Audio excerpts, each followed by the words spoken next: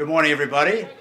Welcome. I'm County Councilmember Phil Andrews, and I want to introduce the people who are participating in the news conference today to send a strong, united message to the public to repeal the atrocious gerrymander that you can see before you by voting against Question 5 and to call for real redistricting reform in Annapolis so we don't have something like this again. So I'll start to my right, and we'll just go around, and please raise your hand when I introduce you so those who are here from the media know who you are. This is Councilmember Judd Ashman from Gaithersburg City. This is Sheldon Fishman, a Democratic Precinct Chair from Silver Spring. Councilmember Cathy Drzyzgula from Gaithersburg City. Councilmember Seth Grimes from Takoma Park. Steve Shapiro, a Democratic Precinct Chair from Bethesda, who's been a very strong leader in this effort. Art Brodsky, who is a community leader from the Olney area who resides in District 3. Margaret Green, who is a Democratic Precinct Chair from Bethesda. My colleague, Councilmember Nancy Floreen. My colleague, Councilmember Hans Riemer. City Councilmember Henry Marraffa from Gaithersburg. Josh Rails, a prominent businessman and philanthropist in Montgomery County. Councilmember Tom Moore from Rockville City. Delegate Aisha Braveboy, who has been a leader against this redistricting in the State Assembly and cast a strong vote against it and has been a leader for over a year now on it. Councilmember Marc Pierzchala from the city of Rockville. Michael Kogan, a Democratic Precinct Chair from the Germantown area. Councilmember Bridget Newton from Rockville City. My colleague, County Councilmember Marc Elrich. The Mayor of Rockville, Phyllis Marcuccio. My colleague, Councilmember Valerie Ervin, who held and led a news conference a year ago, almost exactly a year ago, about this very issue when we were trying to get the General Assembly and Governor to listen to what people were saying. And Councilmember Gutierrez, who... Delegate. I'm sorry. Delegate Gutierrez, who has been a leader on this in the General Assembly and cast a vote against this plan last October in the special session. And community leader Michael Lin, who has been a strong leader in the Chinese community and in many other communities as well. And we may be joined by others as we come. We're going to have a number of speakers, and I want to give everybody a chance to say something if they wish, but it's not required. And we want to leave some time for questions at the end. There is a news conference at 11:15 the Council President is holding, which we want to respect and conclude by then. Let me make a few opening comments. This is a once-in-a-decade opportunity to advance real redistricting reform. The map that the General Assembly and Governor approved last fall, thankfully, has been petitioned to referendum so the voters can have their say. It's Question 5. All of us are here to urge voters to vote against this gerrymander and repeal it. That will not affect the congressional elections that are ongoing now, but it would require the governor and the General Assembly to redraw the boundaries and, hopefully, with enough public pressure, propel them to pass real redistricting reform, including the establishment of an independent redistricting commission, because we can see what happens when elected officials draw their own boundaries. And let me just point to District 3 for a minute, because this district is almost indescribable. It really does look like blood spattered from a crime scene more than a congressional district, and yet this is what was approved by the Governor and General Assembly. How can anyone represent this district? How can anyone remember the boundaries of this district without incredible GPS and getting around in a boat? It includes parts of 4 counties and Baltimore City. It runs from Towson to Annapolis to Olney and parts of Silver Spring, but excludes most of the areas in between. And it drove, in many ways, the rest of the map because of these boundaries. This has been rated as the 3rd least compact district in the entire country. I can't imagine what the other districts look like, but this is Exhibit A as to why we need real redistricting reform and why we need voters to repeal this map by voting against Question 5. Redistricting is fundamental to effective democracy. If we don't have fair and rational districts, we don't have competition. And gerrymandering has been used now for 200 years to undermine political competition. If we don't have political competition, our democracy doesn't work well, and we can see what happens in Washington, we can see what happens in other places. Competition is the lifeblood of democracy. Gerrymandering inhibits competition, and it's meant to. And we need to get elected officials out of redrawing their own boundaries, because we can see what happens when they do. With that, I want to turn to my colleague, Councilmember Valerie Ervin, who led the news conference we had last year about this effort. And then I'll turn to State Delegate Aisha Braveboy and State Delegate Gutierrez. Thank you very much, Councilmember Andrews, and I really appreciate all of your efforts to bring this press conference to fruition today. Almost a year ago, exactly to the day, we held a press conference last October to bring to the awareness of our residents here in Montgomery County and Prince George's County what the proposed map would actually do for voting rights here in Montgomery County. And the proposed districts, many people might not realize, reduce the black voting age population in 3 districts. And there's a map over there that I'm going to get to in a second.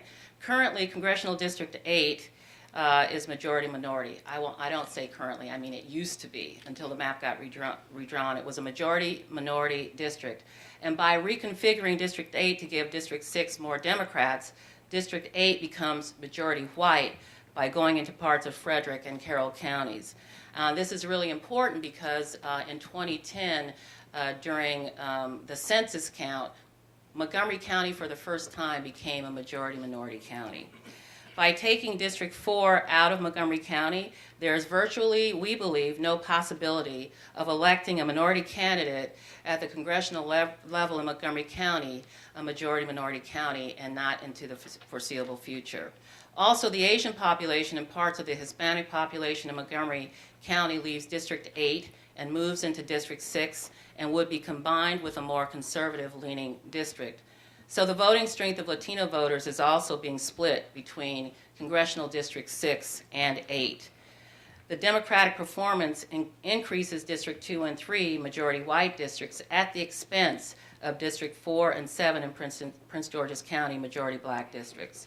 So as we said last year, we were very concerned, and if you look at the map next to Delegate Gutierrez, you can see in the deep orange and deep yellow colors on the Montgomery County map, those districts were split.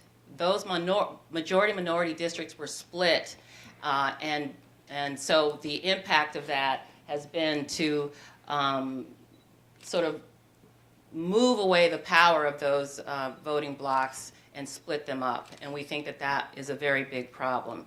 You know, I fought this map last year, went to the House of Delegates and gave testimony. It wasn't a very popular thing to do at the time.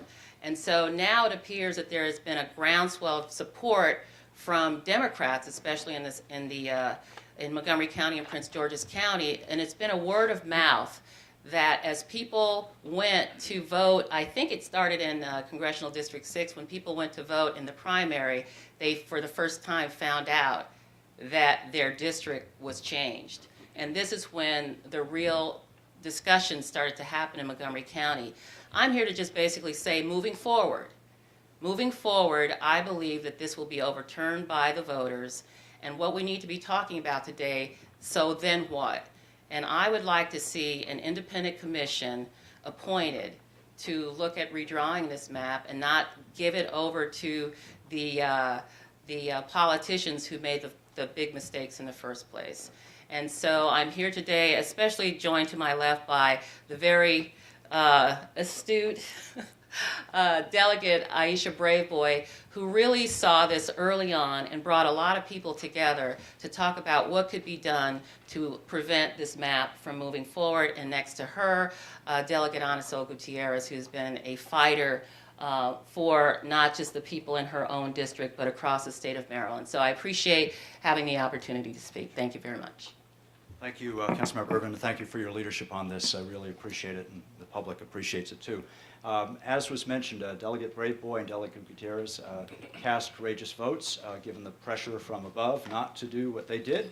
And I want to note that Delegate Carr and Delegate Simmons also voted against the congressional map. They wanted to be here this morning. They could not be, but they're very supportive of this effort to repeal the gerrymander. I'd like to ask Delegate Braveboy to say a few words. Thank you, Councilman Andrews and Councilwoman Ervin, for having me here today. I really do appreciate being here in Montgomery County. I'm from Prince George's County, and I say that because this is an effort that is multi-jurisdictional, bipartisan, and really multi-ethnic agenda that we have to let the people of the state of Maryland know, and our colleagues in the General Assembly know, that we will not be divided. Our communities will not be divided. Our culture will not be divided. Our issues will not be divided. We want the members of the Maryland General Assembly to represent our interests, not their interests. And so it is very, very, very important for them to hear this message coming from voters this November. Please let the General Assembly know that you are not interested in having and preserving political power for some by sacrificing the interest and the values of the majority of people in this state. And that is so important for us to understand and to know. And that is why I'm so pleased to work with this group of people who are here today to send a message that we are not going to stand around and allow our rights to be eroded for partisan political interest. Thank you. Thank you, Delegate Braveboy. Delegate Gutierrez. Thank you very much. How much more can I say than these two wonderful colleagues of mine? We've been at this now for a while, but we really do think that it is important to continue raising the issues and to really let the voters know that what was done, the map that was proposed to us, does not reflect who we are in Montgomery County and in the state of Maryland. What we looked at and what we argued was that there should be very basic principles that need to be respected every 10 years when we do redistricting. It's not what is it, rocket science, though I am a rocket scientist, you look at where have the changes been, what have they occurred, and then you are urged to place good, close attention to the growth and the growth of minority communities. And what we saw, especially here in Montgomery County, was a huge growth among the three minority groups, so much so that it changed the demographics of Montgomery County to now being a majority minorities. The minorities are the highest percentage of population in Montgomery County. When this was absolutely ignored, and I want to state this, it was absolutely ignored in coming to the decision of the proposals. I have a press release with a table that we presented back then, and I just want to, I'm a numbers person, but this tells the story. The previous congressional districts were majority, two of them were majority minority. I mean, they had more minorities, and one was very close to one. Congressional District 3 was 58%. Congressional District 6 was 53%. And Congressional District 8 was 47%. Now what is it? Each one of these are a majority white district. We absolutely diluted the presence and the voting power and the ability of minorities to be represented at the congressional level, and as we'll soon see, in the legislative level. The 58% for Congressional District 3 went down to 37%. The 53% went down to 36%. And in Congressional District 8, the 47% went down to 36%. That cannot be what is the results of following the important principles of representation that the Voting Rights Act urges us to do every year. So what can we do? This vote in the upcoming elections can stop the proposal and ask the legislature, preferably a commission, to look at it and come up with a better map. It does not change the current election, but it will give us the opportunity to not live with this map or others for the next 10 years. Thank you very much for your leadership, Phil. Thank you. Thank you, Delegate Gutierrez. Before I turn to the Mayor of Rockville and some of my colleagues for their comments, I want to ask a couple of our community leaders to speak. Josh Rails is a prominent businessman and philanthropist in Montgomery County, and I'd like to ask him to make some comments about the map. Thank you, Phil, and good morning to everybody. I first of all just want to thank all of you that are here for your leadership on this issue. It takes a lot of courage to come to an event like this, and particularly you, Phil, and Val, for standing up on this issue. But as a member of the community, this is a very simple issue, and the issue is one of fairness. You don't want to have a situation where people who are in power use that power in a way that is unfair. It undermines faith in democracy, and undermines faith in the political process, and it creates polarization that's even greater than it already is right now. So you have to take situations like this, where there's a conflict of interest, out of the hands of people that are going to benefit, and put it in the hands of a commission or reform the system in some other way so that there's a perception of fairness, so that we don't breed the cynicism about politics that we already have. And Phil illustrated, just with Congressional District 3, how that cynicism is only going to be, made greater. So I hope all of you will publicize this in a way that gets the public to understand what is really happening here, and kind of sets the record straight and gives them a chance to have a voice. And that's really why I'm here. So thank you very much. Thank you. Thank you, Josh. I want to ask Art Brodsky, who is a community leader who lives in Olney and who actually lives in this convoluted district, to make some comments. Thank you, Phil. Yes, I am one of those who is in what Councilmember Andrews correctly described as the abomination. And frankly, when I look for a member of Congress, I want somebody who will represent my interests, not that Olney is the center of the universe, although we do have 4 Starbucks there now. But the fact is that somebody from Towson is unlikely to even care about Olney. And I say that for not just for us, but for people in Annapolis, for people in Howard County, for all the different places that are represented by this blood spatter. I mean, if there was any example of the worst that has happened in the last 200 years of gerrymandering, this is it. And this is the kind of thing that politicians have been doing to one degree or another ever since Governor Elbridge Gerry signed a bill in 1812. And I must say that even at this point, a salamander would look pretty good. Thank you. Thank you, Art. Let me ask Mayor Marcuccio to make some comments on behalf of her colleagues as well from the city of Rockville. I know John Hall, Councilmember Hall, very much wanted to be here, but can't because of work. Thank you very much, Phil, and thank all of you for being so patient and so willing to work on what is a very, very serious issue for the state and for representation in the country.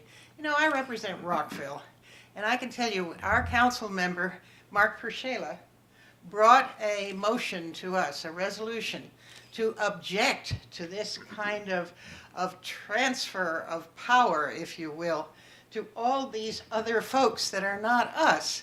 And we passed it unanimously.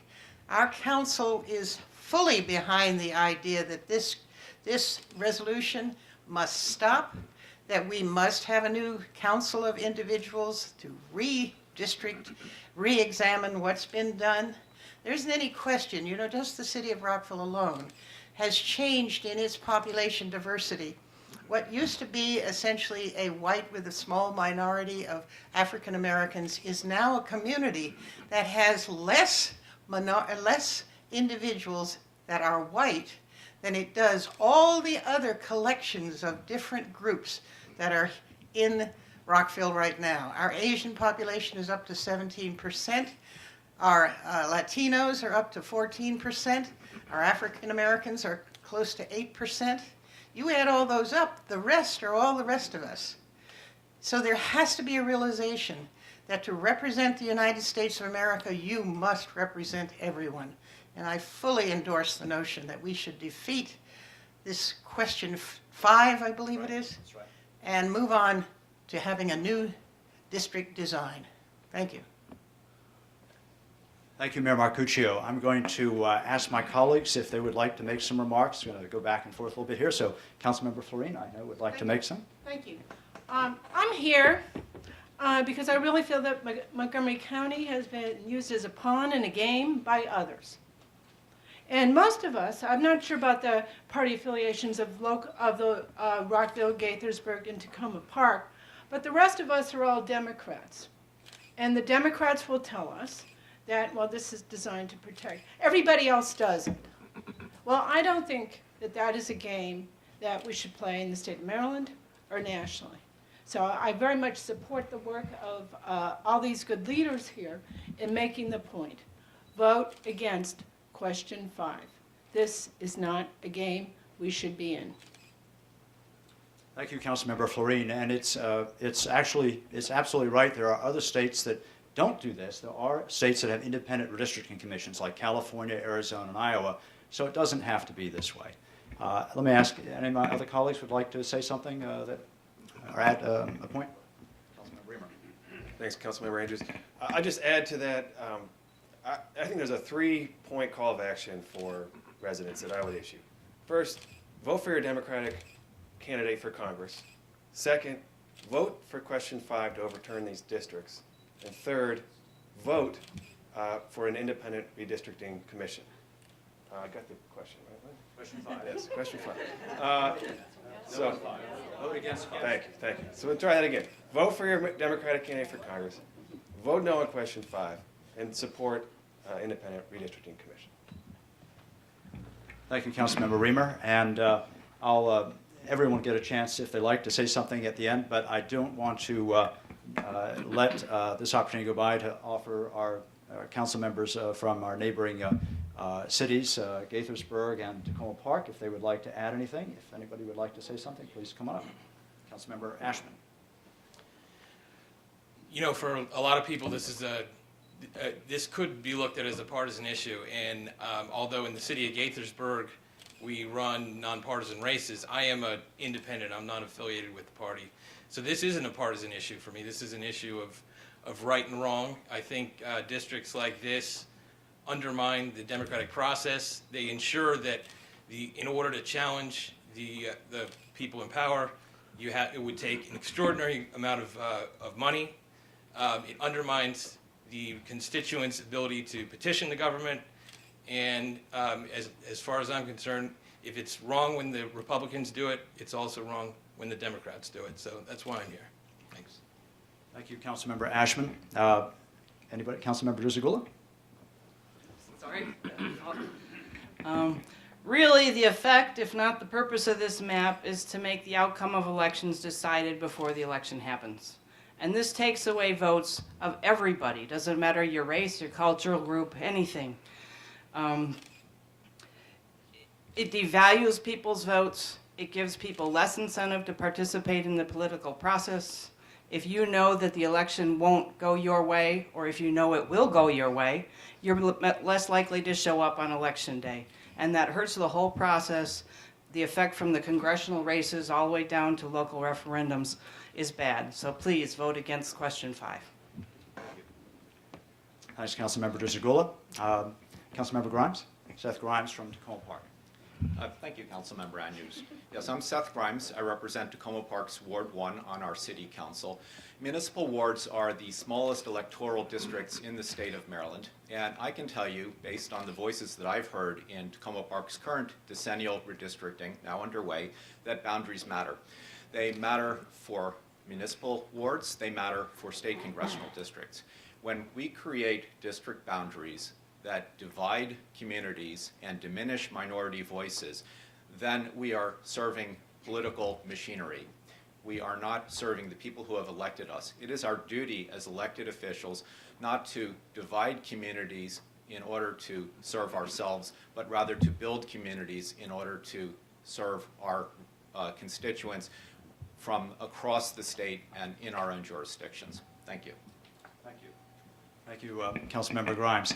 I'm going to ask if any of our precinct, the Democratic precinct chairs who are represented here today, we've got Steve Shapiro, Sheldon Fishman, Margaret Green, and Michael Kogan, who all have been active in the effort and resisted the pressure that came from the governor on down for the Democratic Party in Montgomery County to endorse this map. And the Democratic Party in Montgomery County did not endorse this map, and neither did the Democratic Party of Prince George's County, and that speaks volumes. So I'll turn to our representatives here to see if they would like to make some comments. Steve Shapiro. Good morning. Thank you, Councilmember Andrews. I know a lot of the discussion on this redistricting was whether to go to a 7-1 Democratic configuration by creating the new Western Maryland district. And to me, this is not by far the most objectionable part of the new map, in that the new Western Maryland district is relatively contiguous compared to the District 3 in front of you. What I object to mostly is where you have little pieces that are connected by thin ribbons to more populous distant regions of the state, such as now in the 8th District. Those of us who live in Bethesda, Chevy Chase are connected to Upper Frederick County and Carroll County. And these features all have little or nothing to do with the new 7-1 configuration.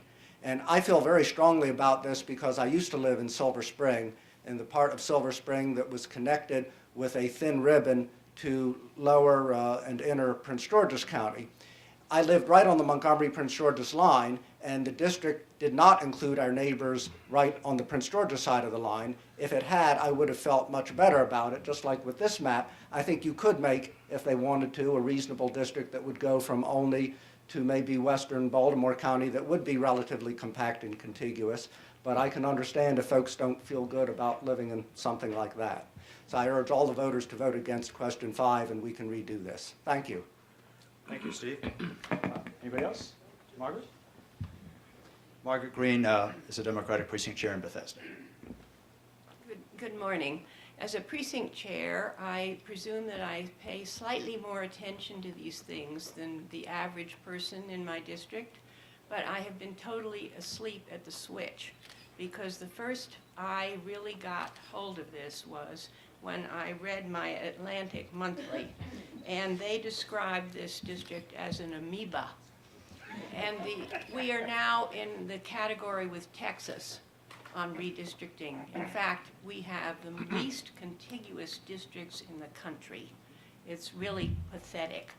And I'm a former chairman of Common Cause Maryland, and I know the advantages of having a bipartisan or independent redistricting commission. And the people in California were so fed up that they actually voted for it on the ballot. So maybe that's the only way to go. But in any case, it's time we did something about it. And I'm sure when the people in my district see these maps, the maps have not been put forward, you notice. Nobody's proud of them. And so therefore, most people are ignorant.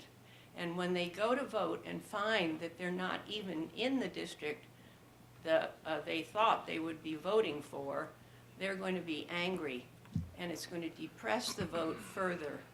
And we all know that only about 50% of the people in this country are voting now, so we don't want to move in that direction. I think that it's extremely important, and it's so important that the Democratic Party of Montgomery County's advisory committee voted 11 to 2 and 1 abstention. Anyway, they voted against it also. And I understand now that the retribution is that the state party is not paying for the sending out of the county recommendations for voting. What do they call it? Anyway, the sample ballot. And I think it's, well, it's time we did something about it. And that is vote against 5. Thank you, Margaret. And as you noted, Common Cause is very opposed to this as well, and Common Cause has fought long and hard for more open, accountable, and responsive government. I want to ask if any of the other precinct chairs, I see Sheldon Fishman.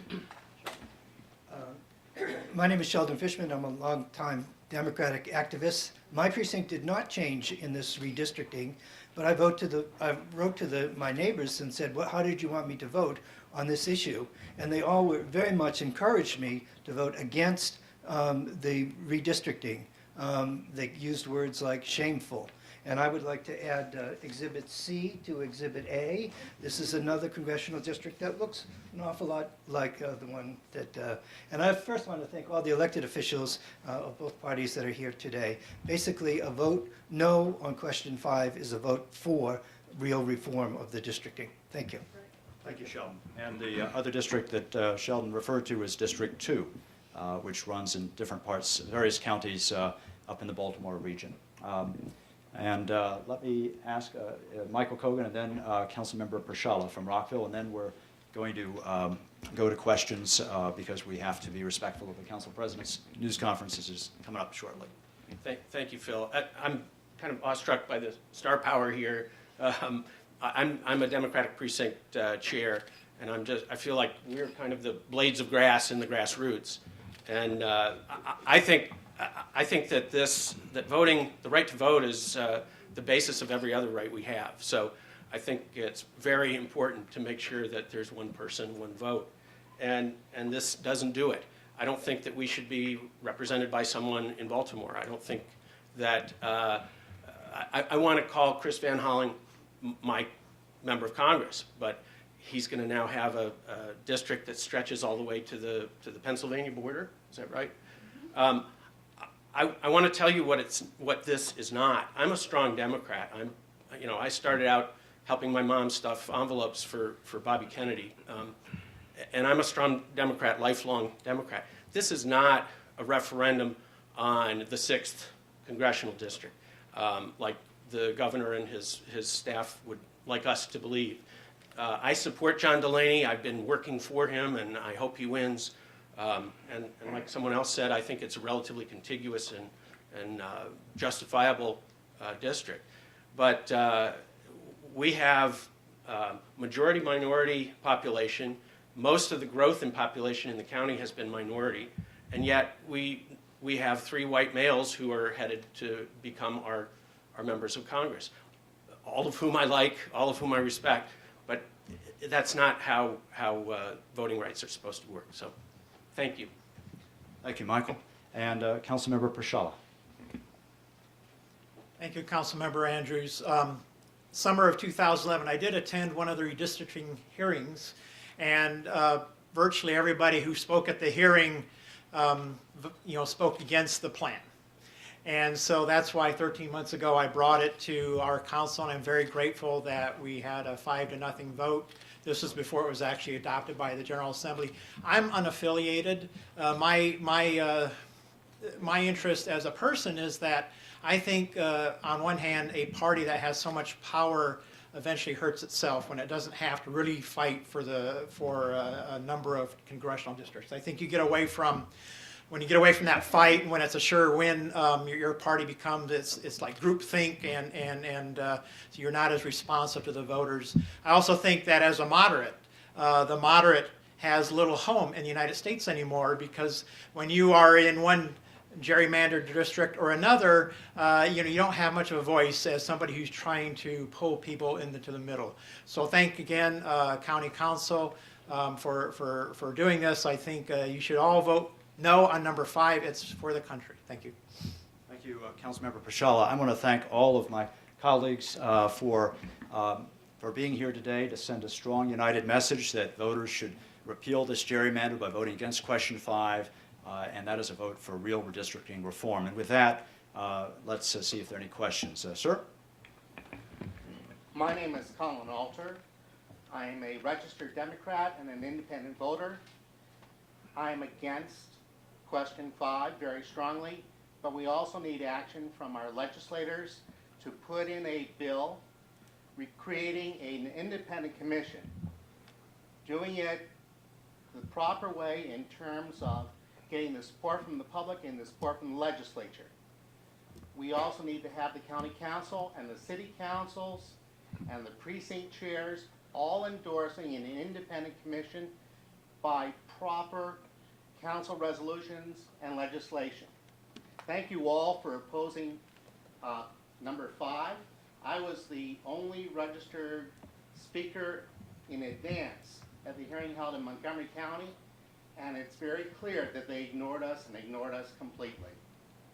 Thank you for being here today, and your suggestions are right on target.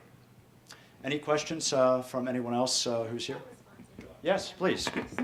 And thank you so much for bringing up legislation. I had a bill in last year that actually never got voted on, which I think had it been voted on, it would have been successful, and that was to create a task force that had citizen input to come up with an appropriate commission process for the state of Maryland. I'm going to reintroduce that bill again during the next session, and I look forward to having your support. I think we have to start with a task force because we don't just want to move directly into a commission, not understanding how that commission will be formed and what are the implications. So I think we want to do best practices.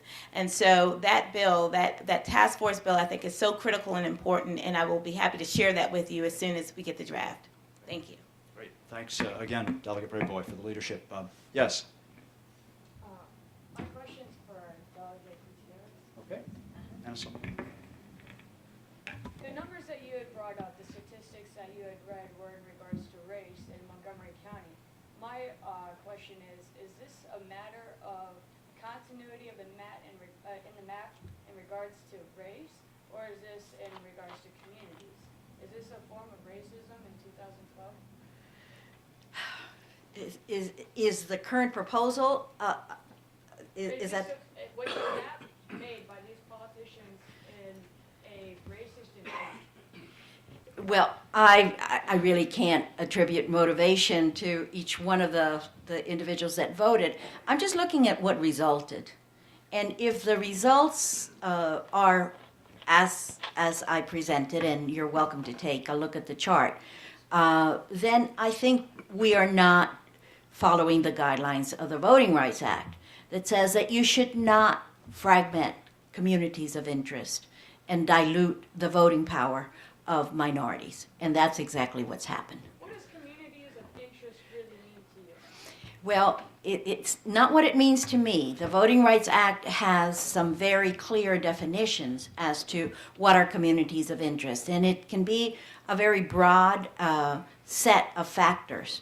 But one of them is racial, ethnic, linguistic, cultural interests do add as factors for defining a community of interest.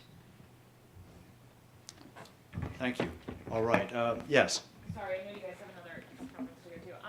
Not that the press in Maryland isn't totally effective, but what are you guys doing other than calling press conferences to make sure that people, especially outside of Montgomery and Prince George's, know what they're voting on? Well, unlike the gambling referendum, this is a true grassroots effort, and it is truly that.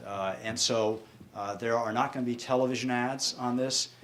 There are not going to be million-dollar buys of ad time, but the word is getting around, as you can tell from the reactions that people have cited, their own conversations with their community members. And what we really need are to get those conversations going even more in the next 3 weeks. But there are many people already who found out when they voted in the primary, the small number that did, many were upset by the fact that they were moved to a different congressional district. More than half of Montgomery County residents were moved to a different congressional district, almost all for purely political reasons.